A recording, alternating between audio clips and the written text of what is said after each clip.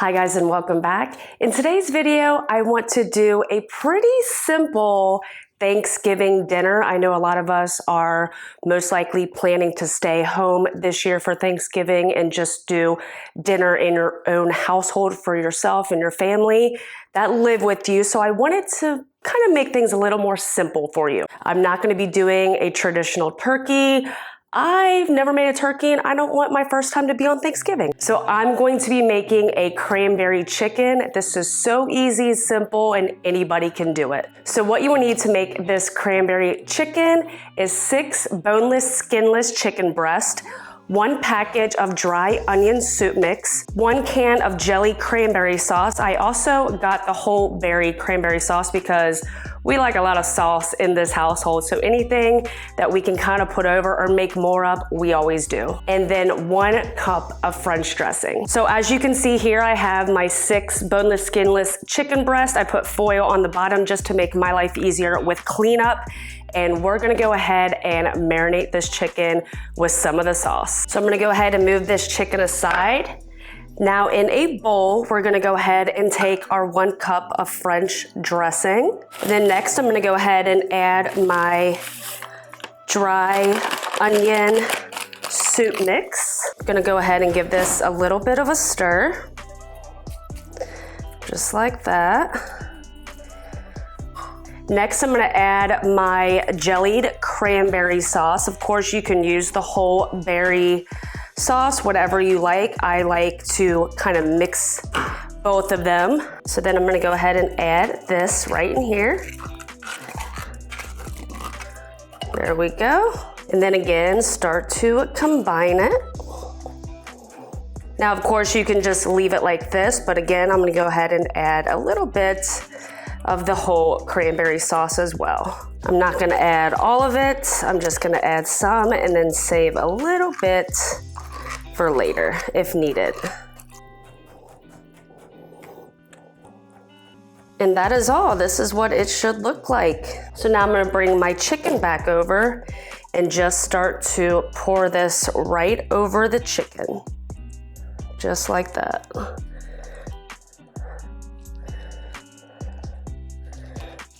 And then kind of evenly spread it around. Okay, now that I have the sauce all over my chicken, I'm gonna go ahead and put this top right over the dish, and then we're gonna marinate this bad boy for about 2 hours. So let's get it in the fridge. Now, of course, you can do all of this the night before. That way, all you have to do is take it out on Thanksgiving and pop it in the oven and you're good to go. I would recommend it. But since I didn't do that, I wanted to show you how it was done. Since that's gonna be marinating a couple of hours, let's go ahead and start on the crock pot part of this Thanksgiving dinner. So now I'm gonna be making creamed corn in the crock pot. Of course, you can just open up some cans of already made creamed corn, but why not just, bump it up a notch? So let's go ahead and get all of our ingredients in the crock pot. What you'll need for this creamed corn are 3 cans of whole kernel corn, 1 cup of milk, 1 tablespoon of sugar, 1/4 teaspoon of pepper, 8 ounces of cream cheese, and 1 stick of unsalted butter. Okay, so the first thing you want to add to your crock pot is 3 cans of whole corn drained. I use low sodium and no sodium. That way I can control the salt in this dish. Then you want to go ahead and add 1 cup of milk, 1 tablespoon of sugar, 1/4 teaspoon of pepper, and go ahead and add salt if you would like. Again, I just want to wait till the end to try it to see if I need any additional salt. Go ahead and take a spoon and mix all of this together. Lastly, what you want to do is add your cream cheese, your 8 ounces of cream cheese, and then your thinly sliced whole stick of butter, and just kind of sprinkle these pieces around. Now, the thing that you don't want to do is mix and stir all this together. You're just going to let it be how it is until this dish is done. We will have to go back and give it a little bit of love in the end, but it's very simple and easy and not a big deal. So once you get your butter and cream cheese in, pop the lid on, and you're gonna cook this on high for 2 to 3 hours. Okay, so once my crock pot gets down to about an hour and a half, that's when I'm gonna go ahead and pop my chicken in and then start on a green bean casserole. So, got a little bit of a break, I'm gonna relax and then come back and finish this dinner off. As you can see, I'm starting to get my stuff ready for my green bean casserole, but I'm not ready to make it yet. My crock pot is getting down to about an hour and a half left. So now I want to head over to the stove and go ahead and preheat it to 350 degrees.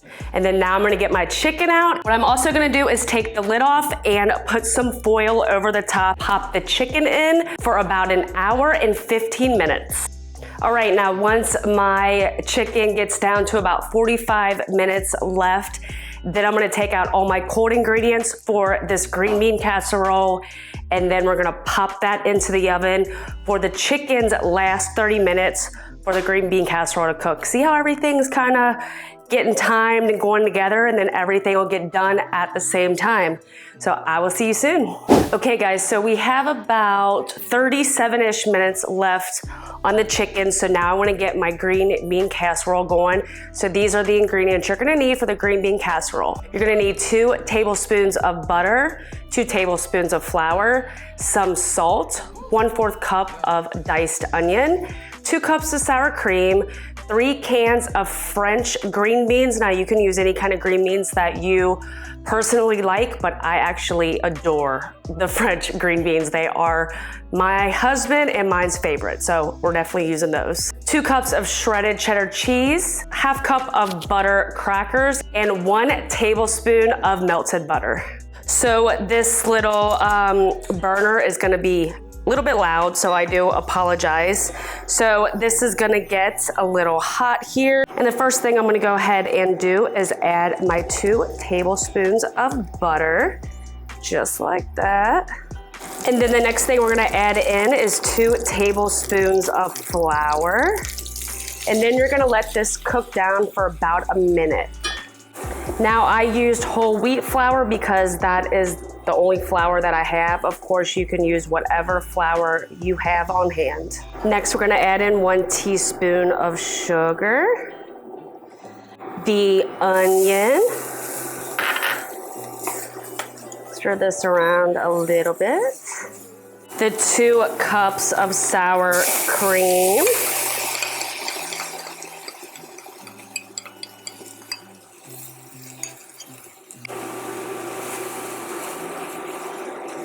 And then let's go ahead and add the 3 drained cans of green beans.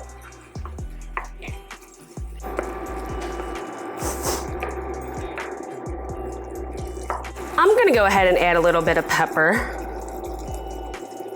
And again, my cans of green beans were low and no sodium, so I can control the salt. We're not really trying to cook this, we're just combining everything, and then we're gonna go ahead and transfer it to a baking dish. Here is my foiled baking dish. I did spray some non-stick cooking spray on it. So now I'm just adding this mixture to my glass baking sheet, spreading it around. Now I'm gonna take my 2 cups of shredded cheddar cheese and just sprinkle it all over the top.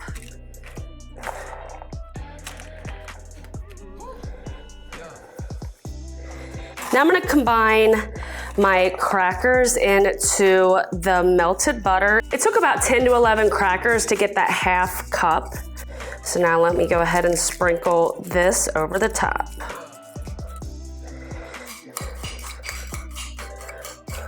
And now we're gonna pop it into the oven with the chicken.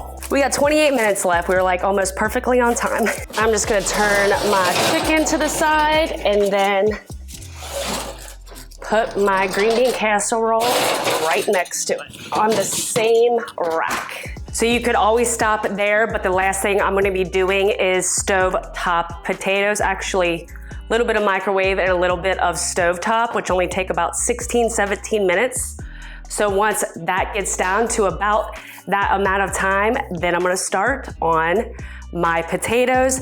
That has 34 minutes left. That has about 28 minutes left. So we are right on time, guys.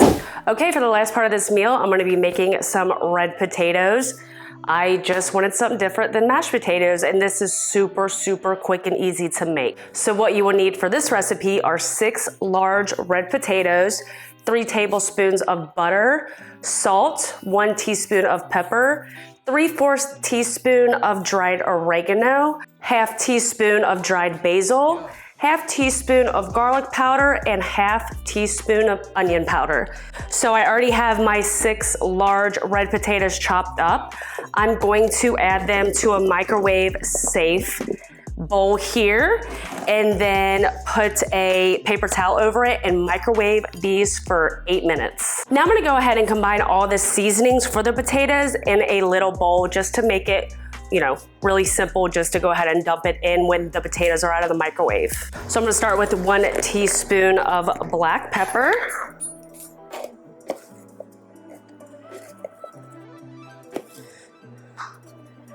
In the bowl. 3/4 teaspoon of dried oregano.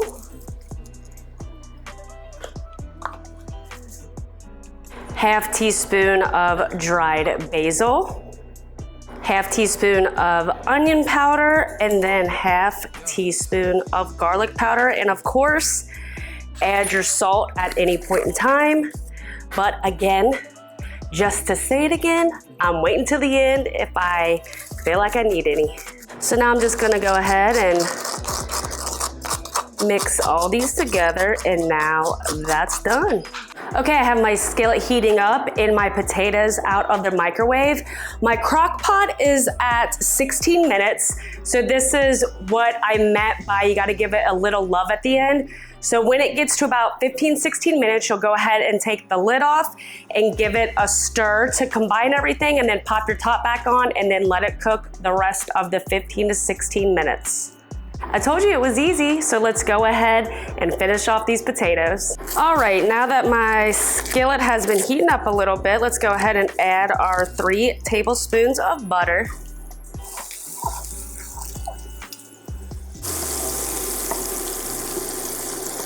Now let's go ahead and add in our potatoes. And then I'm gonna go ahead and add in all of the seasoning. And then I'm gonna let this cook for about 6 to 8 minutes.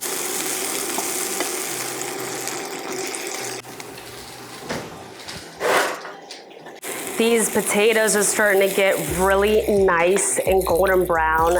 They are almost done. Ooh, I'm so excited. And that is my chicken and green bean casserole. Let's go ahead and get it out of the oven. Okay, so everything is done. Got it plated up here. Everything turned out so perfectly, so good. I did throw the green bean casserole under the broiler for a couple of minutes just to get it extra crunchy brown, because we love a little bit of a crunchy brown top for our green bean casserole. Look how beautiful this plate is. I am so excited to call my husband in. He is out by the fire, and we're going to enjoy a little early Thanksgiving at home. My mouth is watering, and I need to get the other plate together, and we're gonna enjoy ourselves this evening. So I hope you guys liked my take on Thanksgiving this year, and if you try any of these recipes, let me know. So that is it for this video. If you liked it, please give me a thumbs up and hit that subscribe button. I would really appreciate it. I hope everybody has a wonderful Thanksgiving, and I will see you guys on my next one. Thanks for watching. It's time to eat.